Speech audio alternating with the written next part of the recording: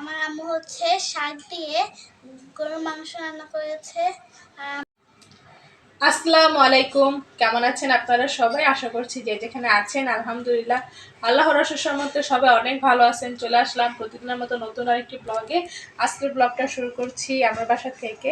তো আজকে হচ্ছে যে ব্লগটা শুরু করব সেটা হচ্ছে আমার নিজের সাংসারিক ভিডিও। তো আজকে আমি হচ্ছে নতুন একটা রেসিপি আমার হাজব্যান্ডকে রান্না করে খাওয়াবো, যেটা হচ্ছে আমি কখনোই রান্না করি নাই। সেটা হচ্ছে পুঁই শাক দিয়ে গরুর মাংস দিয়ে রান্না করব।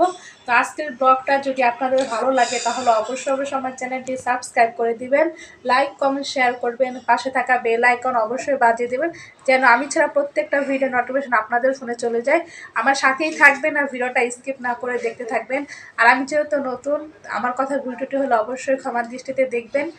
আর আমার কোন জায়গায় কোথায় ভুল হচ্ছে অবশ্যই আপনারা কমেন্ট সেকশনে জানাবেন।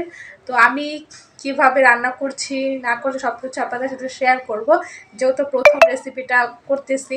আর মানে রান্না করার পর হচ্ছে হাজব্যান্ড খেয়ে কী বলে সেটা সব কিছু আপনাদের সাথে শেয়ার করব ইনশাল্লাহ। তো অবশ্যই সেটা দেখার জন্য আমার সাথে থাকতে হবে, ফুল ভিডিওটা দেখতে হবে। তো সবাই সাথেই থাকেন আর ভিডিওটা দেখতে থাকেন আমি কীভাবে রান্না করছি কী করছি। তো সবাই আমার সাথে আসেন। আলাইকুম, আপনারা সবাই কেমন আছেন? আশা করি যে যেখানে আছেন আলহামদুলিল্লাহ ভালো আছেন। আজকে হচ্ছে আমার মা ব্লগ দিয়েছে একটা, বাবাকে একটা রেসিপি রান্না করে দিয়েছে। এটা কখনো আম্মু আমার বাবাকে রান্না করে দেয়নি। আমার আম্মু হচ্ছে শাক দিয়ে গরুর মাংস রান্না করেছে। আর আমার আম্মুর চ্যানেলটা সবাই সাবস্ক্রাইব করবেন, একদম বাজে কমেন্ট করবেন না। আসসালামু আলাইকুম। তো এই যে এইখানে হচ্ছে আমি পেঁয়াজ প্রায় এক বাটির মতো কাইটা নিচ্ছি। তারপর হচ্ছে মাংস কিমা করে নিচ্ছি নিজের হাতেই, দেখেন খুব সুন্দর করে কিমা করে নিচ্ছি। এখানে মাংস যেহেতু শাক দিয়ে রান্না করব তো এভাবেই হচ্ছে কিমা করে নিতে হবে, না হলে ওরকমভাবে মজা পাবেন না। তো মাংস হচ্ছে কিমা করলে হচ্ছে আপনার শাকের সাথে মাংসটা খুব সুন্দর করে ভালো দেখায় বা রান্নাগুলো স্বাদ হয়। এই কারণে হচ্ছে আমি কিমা করে নিছি। তারপর হচ্ছে এখানে এই যে পেঁয়াজের সাথে আদা রসুন বাটা মশলা সব কিছু অ্যাড করে নিব। তারপরে হচ্ছে মাংসটা খুব ভালো মতো করে মাখিয়ে নিতে হবে, কারণ মশলা দিয়ে হচ্ছে আপনি মাংসটা ভালো করে মাখিয়ে নিলে সেই তরকারিটার স্বাদ অন্যরকমই একটা স্বাদ আসে, যেটা হচ্ছে কষিয়ে আপনি মজা পাবেন না। এর জন্য হচ্ছে আমি সবসময় মাইখা জায়গা আপনাদের কিন্তু প্রত্যেকটা ভিডিওতে আমি বলি যে আমি হচ্ছে সবসময় মাংসটা মাইখা জায়গা রান্না করি। তো এই কারণে হচ্ছে দেখেন আমি কিন্তু খুব সুন্দর করে মশলা পরিমাণ মতো দিয়ে নিতেছি। আপনারা কিন্তু যারা হচ্ছে পুঁই শাক দিয়ে মাংস দিয়ে রান্না করে খাবেন, সেম আমি যেভাবে মশলা দিচ্ছি সেম ওইভাবে আপনারাও দিবেন। কিন্তু হচ্ছে একটু ঝালটা যারা বেশি খান তারা ঝাল বেশি দিবেন, যারা কম খান তারা কম দিবেন। কিন্তু এইভাবে হচ্ছে আপনারা মানে আমি যেভাবে করতেছি আপনারা যদি সেম এইভাবে করেন তাহলে আমি যেভাবে রান্না করে খেয়ে মজা পেয়েছি আপনারাও সেম ওইভাবে মজা পাবেন। তার জন্য বারবার বলতেছি আপনারা অবশ্যই এইভাবে ট্রাই করে দেখবেন, আপনাদের কাছে সত্যি ভালো লাগবে। যে জায়গা হচ্ছে আপনারা 1 প্লেট ভাত খাবেন, এই মাংসর তরকারি পুঁই শাক দিয়ে হচ্ছে আপনি 2 প্লেট খেতে পারবেন ইনশাল্লাহ, আমি বলে দিচ্ছি। এইভাবে যদি আপনারা চেষ্টা করে দেখেন সত্যিই অনেক মানে আমি হচ্ছে নিজের থেকেই রান্না করি, আমি কখনো ইউটিউব দেখে রান্না করি না, কারণ ইউটিউবে রান্না হচ্ছে আমার ভালো লাগে না। তার কারণে হচ্ছে কারণ ইউটিউবে অনেক মশলা দেয়, এই কারণে হচ্ছে ঘরে থাকা যে মশলা আছে সেই মশলা দিয়েই আমি নিজের মতো করে অল্প মশলায় সুন্দর করে গরুর মাংস কীভাবে ঝটপট করে রান্না করলাম সেই সব কিছু আপনাদের সাথে আমি শেয়ার করছি। দেখেন আমি কিন্তু এখন মশলা সুন্দর করে মাখিয়ে তারপর হচ্ছে মাংসগুলো দিয়ে দিচ্ছি। খুব ভালো করে পানি ঝরিয়ে নিতে হবে, এর জন্য আমি চিপড়ে নিচ্ছি, কারণ মাংস কষানোর সময় হচ্ছে এমনিতে পানি উঠে। আর যেহেতু আমি খুব ছোট করে কাইটা নিচ্ছি এই মাংস থেকে এমনিতেই পানি উঠবে, তার কারণেই হচ্ছে আমি ভালো করে মাংসটা চিপড়ায় রাইখা দিচ্ছি আগে। তারপরেও আবার দেখেন মাখানোর সময় কিন্তু আমি খুব সুন্দর করে মানে চিপড়ায় দিচ্ছি, আমার কড়াইতে কিন্তু একটুও পানি নাই। দেখেন খুব সুন্দর করে এইভাবে বারবার করে মাখতে হবে যেন প্রত্যেকটা মাংসের সাথে আপনার মশলা ঢুকে।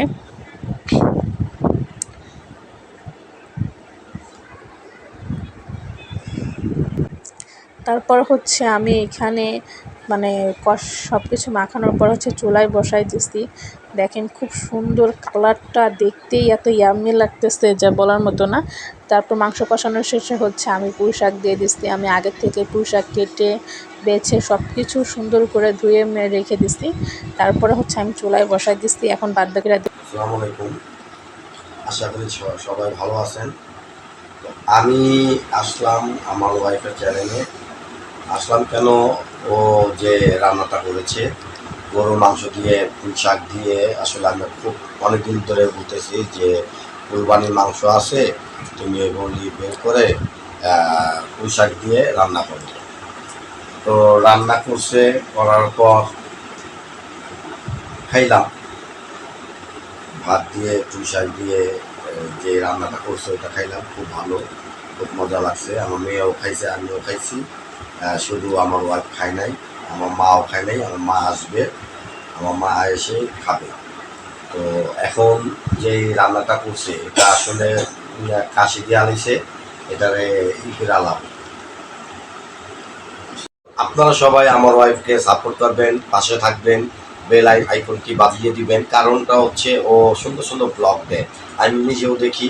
আর আমি ওর ব্লগে সহজে আসি না কেন, কারণ আমি মিউজিক নিয়ে থাকি, গান বাজনা নিয়ে থাকি। সবসময় ঢাকার মধ্যে থাকি না, বাসার মধ্যে থাকি না, আমি ঢাকার বাইরেও থাকি। তো আমার জন্য সবাই দোয়া করবেন, আমার ফ্যামিলিটার জন্য দোয়া করবেন। আমরা যেহেতু মধ্যবিত্ত ফ্যামিলি, সবাই আমার পাশে থাকবেন, আমার ওয়াইফের পাশে থাকবেন। আর আমার বাচ্চার জন্য, আমার মার জন্য সবাই দোয়া করবেন। আমার মা খুবই অসুস্থ, উনি যেন সুস্থ হয়ে আমাদের সঙ্গে থাকতে পারে। তো সবার কাছে দোয়া চাই। সবাই আমরা ছোট ফ্যামিলি, আমার ছোট ফ্যামিলি, সবাই আমার এই ব্লগটা দেখবেন সবাই। আশা করি ভালো লাগবে আপনাদের কাছে। তো আমার বোর পাশে থাকবেন, বারবার বলতেছে এই কারণে যে আমরা মধ্যবর্তী ফ্যামিলি।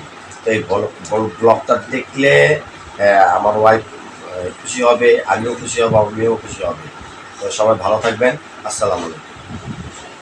আমি হচ্ছে যেহেতু একদম নতুন ব্লগার, আমি হচ্ছে ফ্যামিলি ব্লগ দিয়ে আপনাদের সাথে কিন্তু শেয়ার করি ফ্যামিলি ব্লগ। তো অবশ্যই যাদের যাদের ভালো লাগে তারা হচ্ছে ভালো কমেন্টই করেন, আর যারা হচ্ছে আমাকে লাইক করেন না তারা হচ্ছে একটু ব্যাড কমেন্ট করেন। কিন্তু তাদেরকেও রিকোয়েস্ট করব যেন আপনারা, আমি যেহেতু একদমই নতুন, আপনার আমার কোনো কিছু মানে খারাপ লাগলে অবশ্যই সেটা কমেন্ট সেকশনে জানাবেন, কিন্তু প্লিজ ব্যাড কমেন্ট করবেন না। আর যাদের যাদের আমার ভিডিও ভালো লাগে অবশ্যই আমার চ্যানেলটি বিশেষভাবে সাবস্ক্রাইব করে দিবেন, পাশে থাকা বেল আইকন বাজিয়ে সবসময় আমার সাথে থাকবেন। আর ভালো ভালো কন্টেন্ট পাওয়ার জন্য অবশ্যই কমেন্ট সেকশনে জানাবেন যে আমার হচ্ছে কোন ধরনের ভিডিও দিলে, তারপর হচ্ছে আমি যত ফ্যামিলি ব্লগ করি কীভাবে ভিডিও করলে, কীভাবে আপনাদের সাথে কন্টেন্ট প্রেজেন্ট করলে আপনাদের ভালো লাগবে, সেটা অবশ্যই আমার সাথে থাকবেন। আর আমাকে সাথে থেকে আমাকে সহযোগিতা করে অবশ্যই আমাকে জানাবেন, কারণ আমি তো মানে আগে কখনো এরকমভাবে ব্লগ করি নাই। যেহেতু আপনাদের মাঝে আমি চলে আসছি, মানে উৎসাহিত হয়েছি যে না আমি হচ্ছে আপনাদের সাথে কিছু শেয়ার করলে বা আমার ঘরের সাংসারিক কাজ আপনাদেরকে দেখালে আমি নিজেও হচ্ছে কিছু করতে পারবো বা আপনাদের কাছ থেকে কিছু শিখতে পারবো। তার কারণেই হচ্ছে আপনাদের কাছে আমার আশা। তো অবশ্যই মানে আমি অনেক রিকোয়েস্ট করে বলবো আপনাদের কাছে, যেহেতু আমি মধ্যবিত্ত ফ্যামিলি একটা মেয়ে, মধ্যবিত্ত ফ্যামিলির একটা বউ, তো সবার কাছেই বলতেছি যে আমি যেন একটু সচ্ছলতাভাবে আমার মেয়েকে, হাজব্যান্ডকে নিয়ে ভালোভাবে চলতে পারি, সেটার জন্য আপনাদের সহযোগিতা অবশ্যই আমার প্রয়োজন। আপনারা আমাকে সহযোগিতা করলে আমি সামনে এগোতে আরও উৎসাহিত পাবো আর সামনে এগোতে পারবো, কারণ আপনাদের একটা লাইক, একটা কমেন্ট আমার খুবই প্রয়োজন। আর আপনাদের সহযোগিতা, ভালোবাসা ছাড়া আমি সামনে এগোতে পারবো না। তার কারণেই হচ্ছে যেহেতু আমি ওরকমভাবে কিছু বুঝি না, আপনাদের কাছ থেকে আমি আরও কিছু শিখতে চাই ইনশাল্লাহ। এই কারণে শেখার জন্য অবশ্যই আপনারা আমাকে সহযোগিতা করবেন, আমার পাশে থাকবেন। তো আমি সব কিছুই কিন্তু আপনাদের সাথে শেয়ার করবো ইনশাল্লাহ। তো সবাই সাথে থাকবেন। আবারও বলছি, ফুল ভিডিওটা স্কিপ না করে পুরোটা দেখবেন, তাহলে অবশ্যই আমার ভালো লাগবে, আপনাদেরও ভালো লাগবে যে আমি কীভাবে কী রান্না করছি না করছি, কীভাবে আইটেমটা করছি। অবশ্যই আপনারা একবার হচ্ছে এটা ট্রাই করে দেখবেন, আপনাদেরও অনেকটা ভালো লাগবে।